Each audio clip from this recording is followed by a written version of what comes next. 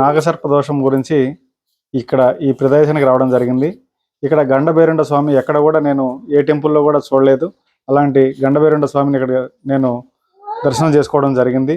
అలానే దీనికి ఈ సర్ప దోషానికి వచ్చిన నేను ఈ ప్రతిష్టకు ముందు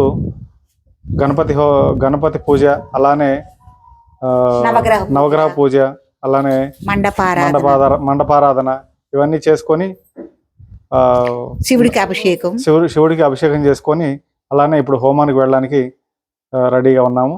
ఈ కార్యక్రమం చాలా బాగా అనిపించింది. ఎవరైనా కూడా నాగసర్ప దోషం కానీ ఎలాంటి దోషాలు ఉన్నా కూడా మీరు నాగప్రతిష్ఠ చేసుకోవాలి అంటే ఇక్కడికి వచ్చి మీరు దర్శించుకొని ఆ కార్యక్రమాన్ని పూర్తి చేసుకోవచ్చు.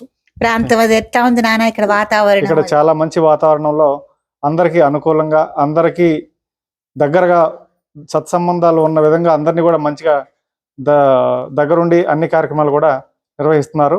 మీరు అందరూ కూడా ఎవరైనా నాగప్రతిష్ఠ చేసుకోవాలంటే ఇక్కడ ఖచ్చితంగా మీరు సందర్శించవచ్చు.